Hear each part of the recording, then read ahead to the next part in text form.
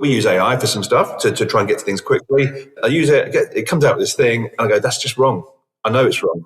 And because I've been around the block so many times, it just feels intuitive. The fear is that for people who aren't exposed to that, with a combination of AI taking away a lot of that sort of junior research jobs, and also the moving away from being in an office together, those two things combined, I think, are going to be hard work for the next generation. My name's Mike Lander, and you're listening to Higgle, the B2B Sales Club podcast, where we bring you actionable insights about sales RFPs, negotiations, and difficult procurement discussions from sales leaders, brand leaders, and procurement leaders. Please subscribe to get updates when new episodes are released.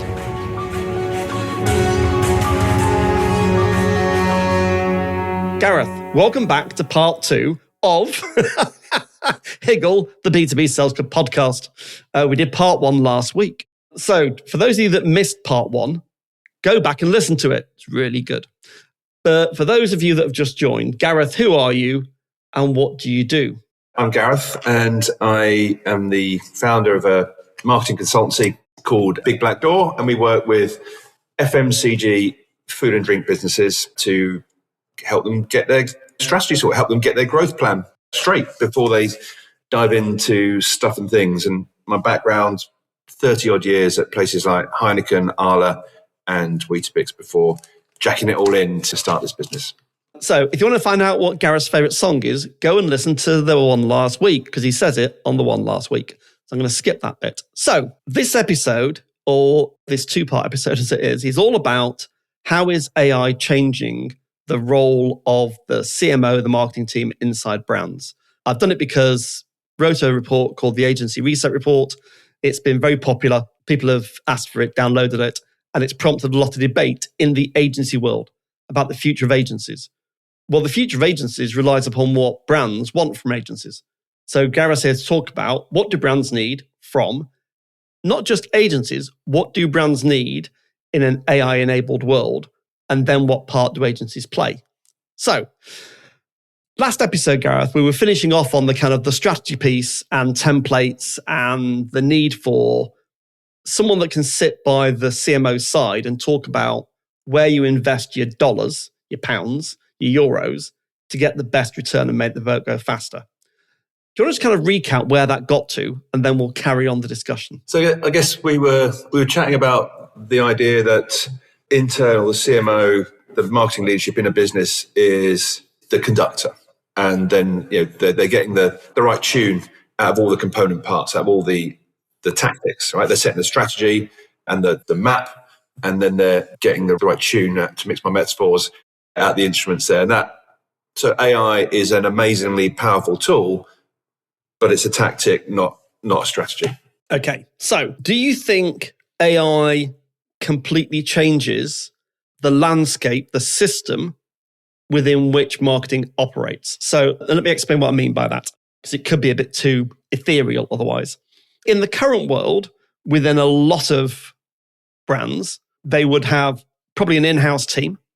You'd have a CMO, you'd have some marketing leaders, you might have an in-house agency, you've got a MarTech stack, and you've probably got agencies that you use as well in a bigger brand. In the new world, if you took something quite radical and you said, marketing has a job to be done, in Christensen's words, there is a job to be done, which is to drive growth and to drive longevity of the brand, then how do you get that job done? In the new world, there are huge network agencies. There are big platforms that have been invested in by private equity that will say to you, we can do all this now using a Gen AI model, an agentic model, with an overlay of very high people judgment on top.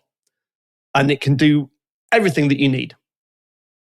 So you'd argue that takes away the need for third parties. If it's all done on one by a network platform, then why do I need anything else? Do you think that's true? Or do you think it's an evolution of the old model rather than a revolution? Well, I guess a few things. I think there's something about the role of the CMO, the in-house team, is to set that direction. And what AI does enables people to scale things faster. You get a new website on tomorrow, today, you can get scale. And you can test and learn really quickly. Yes. You can test, learn, rebuild, adapt. I'm not being negs on AI. No. It's important and it's amazing tool. Not at all. But what we're seeing is more stuff and things, not necessarily more impact, right? And I was thinking about, it's like having a shit sat nav in a supercar. Right.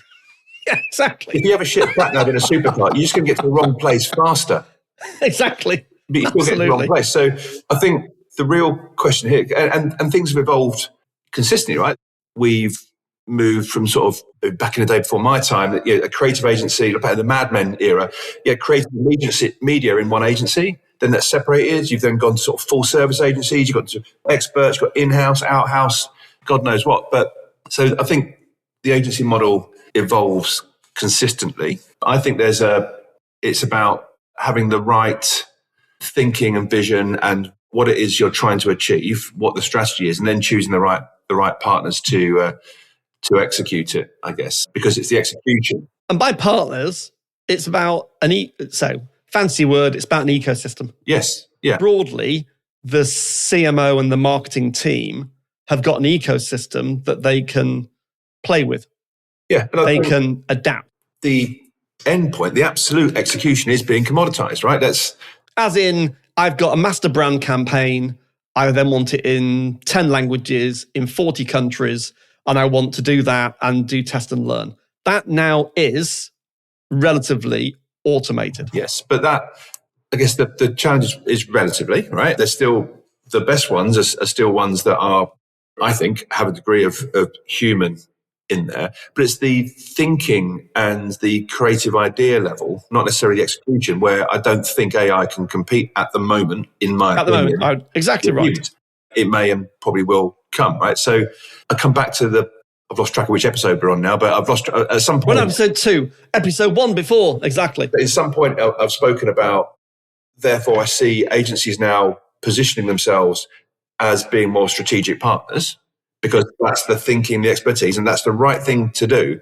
But the problem for an internal, a CMO, is that if that strategy always leads to the service that person offers, then self-serving. It's self-serving and it's biased and it's not agnostic. What the CMO needs is a buddy who can bounce stuff off them, to give them the confidence that the thing they're taking to the board is the right thing for their business. Exactly. It's not the thing that agency X. So this is critical, Gareth. This is, as an agencies see hundreds of clients.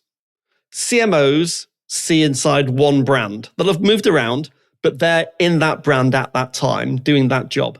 They want insights from other brands, anonymized, to your point, to say, we've seen this a lot before. The strategy that you've got logically makes sense.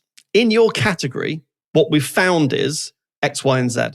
And what we recommend is we adapt that strategy a bit because we think there's a way of getting a march on the competition. That's what you want, isn't it? Yeah, and to keep it commercial. But commercial for me, not for you. So commercial for me is a CMO. So yeah, in the last episode, I think I used an example of sort of diminishing returns and this idea that in media, for example, actually, Gareth, have you thought about actually taking some money out of TV back in the day and putting it on outdoor or digital display, or now into making yourself influencer for Claude, etc. But that is what they're selling me there is within their guardrails. What's the most effective and efficient way of using the money to deliver the thing that I'm trying to do, which in most brands' case would be a growth in penetration. And for a media agency, I'll be looking at how are you helping me to drive mental availability? So straight away it comes right down. And to play into that, the agent, I think the agency name will change, by the way. I don't think agency as a name should exist. Okay, yeah. Agency implies freedom of choice, and agency as a human being is a bit an odd word. And you've got to be able to articulate the value as an agency that you're going to create for that brand. You've got to convince Gareth that you're the best partner to choose to help Gareth grow the brand, increase penetration, and create economic value for Gareth's business. Yeah.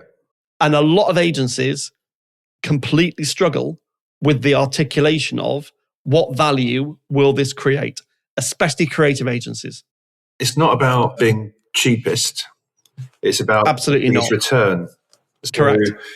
It's marketing investment return. It's not just the ROAS. Yeah. It's I've got the entire budget. How do you maximize the return on the entire budget? Yeah, because we use media as an example here, but a media agency will probably be the biggest spending agency that most big FMCG brands have. And they're always top of my sort of vendor list. But how can they help me to be more effective and efficient?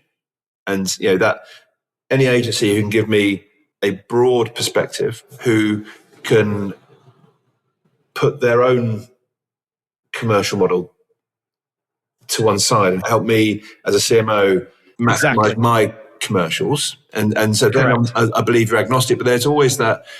Back in the day, I would regularly get people go, cinema advertising, Gareth. Cinema, that's where you need to be. I go, really? My job is to try and generate reach.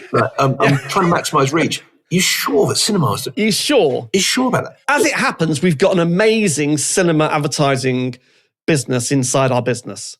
And then you're like, or maybe there's a big kickback on it, or who knows, right? But I didn't feel I was getting agnostic advice at that point. I felt I was getting something that they wanted to sell me. Biased advice, self-interested advice.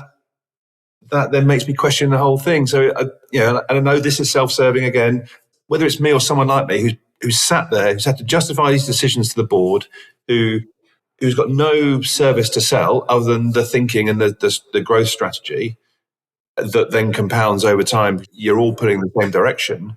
Well, I think that's money well spent. Exactly right. I'd completely agree. Let's just touch on a particular topic that's, again, very topical, about in-housing. I think the research is something like 85% of brands have an in-house capability now. If you were back in your role as CMO, what would you be in-housing and what would you be using agencies for in today's market? It depends on the size of the brand, and it depends on the quality of the people you can attract. Because I think as there's a cachet that goes with working agency side, there's a breadth of work that goes with that, which attracts a great caliber of individual. Yep. So that's to be considered. There are certain things like, if you've got the right scale, some media buying, perhaps some sort of social media buying, stuff that can be automated. There's versioning of assets. I guess I'm looking back to that phrase of, will it make the boat go faster? Where does every pound I have the biggest impact? And so, for example, we're doing some work with a client at the moment where I'm subcontracting some work. So we've done that upstream thinking, and they then said, well, actually, can you now help us to manage a roster of agencies to deliver the thinking you've done? But the first thing was, let's get to the thing. Can you now execute? Yes, we can. And we're using AI. We've got media, creative. We've got some digital freelancers. We've curated this group of people. But the big, heavy-hitting creative team, they're not best used on versioning a 6-sheet into a 48-sheet. Right. No. Not the best use of their time. The best use of their time is coming up with the key visual. But if you had enough scale in your business, you could then be in-housing that versioning, and you could be using AI to do some of the heavy lifting for you. With the in-house people overseeing, back to what we said before, I think what AI has enabled is the role of the individuals in the in-house team may no longer be to crank out lots of different versions of a master creative. It may be to oversee the engine that's generating the 150 different varieties and ensure that it's on brand and that actually it's going to cut through, and that it should be within brand guidelines anyway, because that's what the AI should be set up to do. But it's more the judgment layer and the orchestration as well. Yeah. This thing about orchestrating, well, does Gareth need to see this one that's in German? Because it's a slightly different version. We think it's okay. The AI's done what we asked it to, but let's just send it to Gareth and let's see what he says. Well, if it's that layer. If it's in German, I wouldn't send it to me. But if it's in German, don't send it to Gareth. Yeah. But Yeah. But that's my point is, Yes. some humans got to go. Where should this go just to get another set of eyes? Yeah. But in the very, very early days of AI, somebody told me that AI was like a very good, hardworking intern. Yes. Now they can do some amazing work, right? They churn out a lot of work. But would you let the intern present to the board without checking their work first? Unlikely. Yeah. So it's the same. It's the same, right? Thing. So it is. there is a human oversight, and whether you're agency side or client side, that for me is at the moment where AI can't do that. And actually, there's no substitute for experience there. So I fear more for the people of my ancient age are okay, right? Because I can see. So we use AI for some stuff to try and get to things quickly. I use it. It comes out with this thing, and I go, "That's just wrong. I know it's wrong." Yeah, exactly. Yeah. Instinctively, I know it's wrong. Yeah. And because I've been around the block so many times, it just feels intuitive. The fear is that for people who aren't exposed to that, with a combination of AI taking away a lot of that sort of junior research jobs, and also the moving away from being in an office together, those two things combined, I think, are going to be hard work for the next generation. So let's just talk about that for a second. Again, it was unprompted. It's not one of the questions. There's one more to go and then we'll finish, Gareth. But I really am quite concerned about what I call the pyramid collapse. Yes. Based on what you said then, just the shortcut is, well, there's no junior jobs. So if there's no junior jobs, within 20 years, those organizations either won't exist or will be completely run by machines. Because people like you and me will have moved on and will have retired the planet, one or the other. Exactly, 20 years I'll be dead. But there's no one coming through because there's no junior talent that came through and no junior talent that learned from you, and they don't become the seniors. So what happens, bluntly, what happens to junior talent, people that are now in their, our son's 13? What happens to their generation? What does that look like in the marketing world? This isn't clearly a prediction, listeners. This is just, what do you think, Gareth? Where do you think it's going to go? Geez, I got no idea. I guess for me, it'll just be there'll be different jobs. So what kinds do we think? What kind of jobs do we think there might be? Prompt engineer will be it, right? Someone who's learning how. There'll be like a marketing prompt engineer. There'll be, who knows? Yeah. But you look at TV shows now. Every show has got a drone shot, right, of sort of swooping down. But back 10 years ago, that would have been a helicopter shot, and it would have been a crew every single production, right, apart from James Bond. So, but it's open to everyone now. But so who would have known that there's a job called drone pilot? That it's a new job. Good point. There'll be stuff like that comes up that we don't know about, and that's a good analogy, Gareth. That's a very good, because if we were sat here 20 years ago, we wouldn't. Drones wouldn't have existed. I wouldn't be thinking. So you couldn't say there'll be drone pilots, because I'd be going, what on earth are you talking about? What's a drone? But I guess that, and maybe I'm naively optimistic, but I'm worried, but I just think it's going to be okay. I choose to interpret this as excitement for the future, not terror, not Armageddon. Yeah, I don't know. We'll... Exactly right. So let's just move on to the kind of final question, which is based upon all this. What do you see as the future for marketing agencies? And do you think the model needs to change fundamentally in the next 3 years? Well, I guess I've sort of touched on this. I think that evolution has always been the case, whether it's going from media and creative together to separate to full service to in-house to what have it. I guess the marketing agency industry is home to some of the biggest, best brains, and also some of the most restless individuals, I guess, right? That's the nature of this entrepreneurial spirit. So it's going to evolve. I've got no idea what it's going to evolve to, but I guess it was always going to evolve anyway, because it always has evolved, and AI is just another thing a catalyst to change. So I think if execution is being commoditized, we're going to see more value placed on that strategy. Again, I acknowledge it's self-serving, but I hope that actually it might be that strategy kind of gets hived off to be agnostic and focus on the client's needs rather than the agency's sales structure. And then so we'll see the emergence of, I mean, there are some already, but Yes. we'll see the re-emergence of like growth strategy agencies Yep. that are just small number of people, very high levels of judgment and experience, Yes. advising senior people.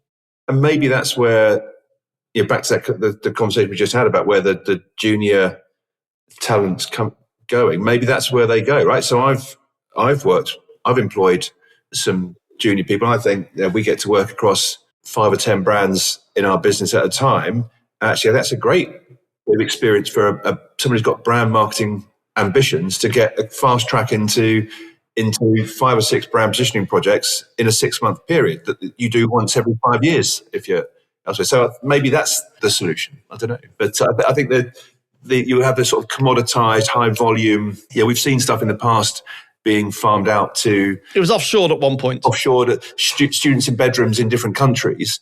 Well, that could be just AI now, right? But there's sort of the stuff where there's a churn at high volume just to bang out, then that will be... There's a business there, but it's a low margin, high volume business, whereas the lower volume, higher margin stuff will be in the thinking. But there's money to be made in each of those places.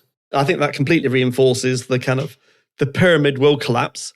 So the pyramid will collapse because we don't need lots of junior people doing that work. It'll be done by AI engines. So that is a problem for the industry. It's a problem for young people, but I can't see any other way that that's going to happen, I would have thought. I think what you've also said, the whole value conversation and the agnostic conversation, I think is critical. You've got to understand where you're going to add real value to the CMO. You've got to be agnostic with your recommendations. Otherwise, it just introduces bias. It's a problem. We haven't talked about pricing models. I think that's a separate conversation, probably. Maybe for another time, Gareth.